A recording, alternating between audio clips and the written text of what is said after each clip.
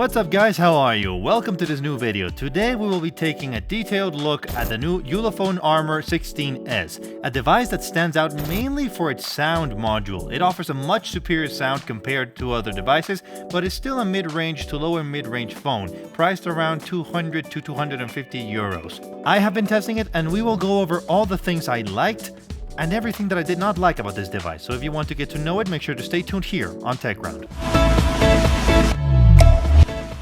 Alright guys, let's get started. Today we have the Ulefone Armor 16S. As I mentioned before, it is a very new device, having just been launched a few days ago. And as I said earlier, this device is very focused on sound quality.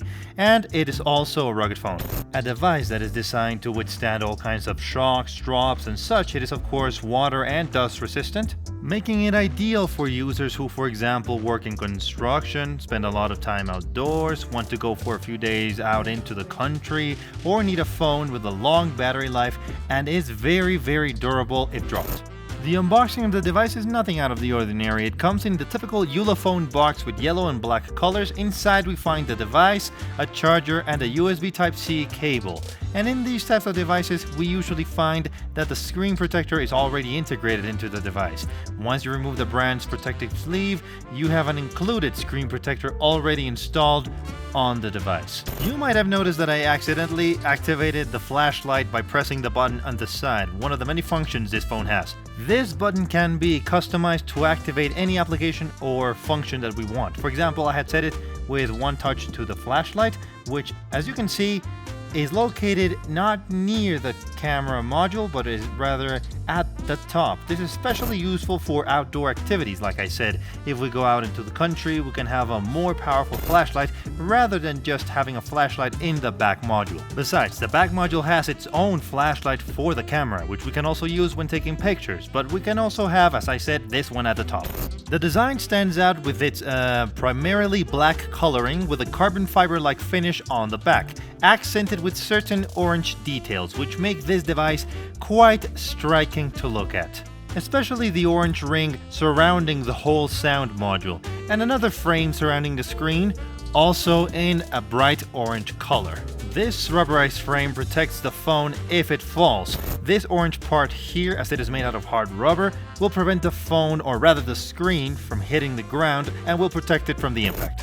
This phone is thicker than usual because, as I said before, it is a rugged device with a thickness of 18.3 millimeters, and it weighs, let's bring the scale right over here, it weighs 408 grams. On the right side, it has a volume button with a particular rugged texture, and right below that we have a power button, which also functions as a particular fingerprint sensor. This sensor works quite well, everything is copacetic. On the left side, we have the slot for either 2 SIM cards or 1 SIM and a microSD card, and right below that we have the customizable button mentioned earlier, the one I pressed by mistake, which we can customize, like I said, to activate whatever we want. As I said before, I find it really handy to have it configured with a flashlight setting, but we can set it up to take screenshots or whatever it is that we want. And on the back, we find one of the main features on this device, the sound module, which can reach up to 122 decibels. This is much louder than a typical phone, a regular phone, sounding like a small portable speaker that you can carry around. I'll show you a quick audio test so that you can listen to it.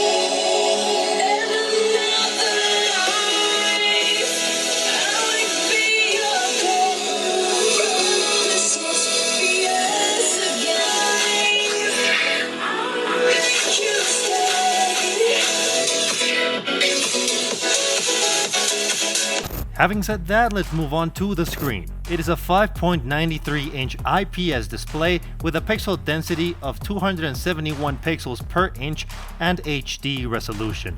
The screen-to-body ratio is quite low at 62%, and we can also see that it has large bezels both at the top and at the bottom of the screen. From this, we can say that the screen is not one of its stronger points. The screen is basic, very basic. Its HD resolution causes that when it comes to watching pictures, videos and such, this device does not seem ideal to spend hours watching movies or streaming any type of series. Also, like I said, the bezels both at the top and at the bottom are very big to me.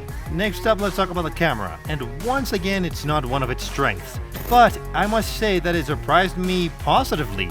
I was expecting it to be totally disastrous. I thought it would be worse than what it turned out to be. And during the day, I must say, it takes decent photos for its price range, though it struggles significantly at night, producing very noisy images. You must bear in mind that this is not a device made for photography enthusiasts, but it can manage daytime shots reasonably well, but it will struggle significantly with nighttime shots. As I always do, here are some video samples from the frontal camera, both during the day and during the night.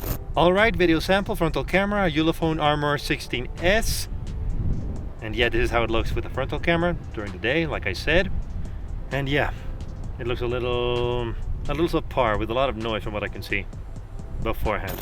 Alright, time for the Ulefone Armor 16S nighttime conditions. This is how it looks with its frontal camera.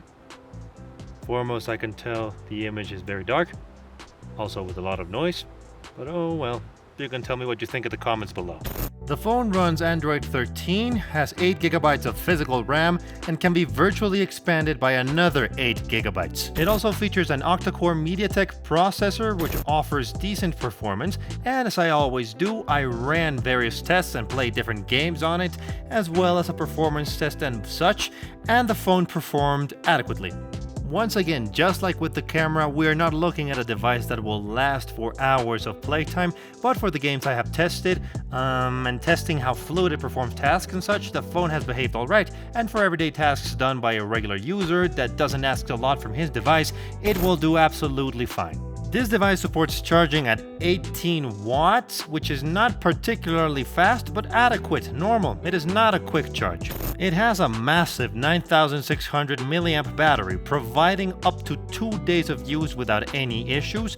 The lower resource demands of the HD screen contribute to its longer battery life. I have been able to get 2 days out of use of this device without any single issue. And as I've been mentioning throughout the review, the price range this device will have goes from 200 to 250 euros, which is a very reduced price. This amount will be exclusively for the device, although it is true that by the time of its launch, or maybe in AliExpress, they can come with different deals and discounts which include different accessories. In my particular case, I got it with 3 different accessories. I first got it with a wireless charging device, which we can use to charge the phone thanks to the pins on its backside. We also get a typical hard case that we can attach to the device, and besides protecting the phone as it already comes equipped with lots of padding, this case comes with a latch that can help us strap the phone to our belts, our pants, or hang it from its harness to whatever it is that we desire. And the other accessory I got was the phone mount to attach it to vehicles. In summary, this phone isn't for everyone, as you can probably tell from this review.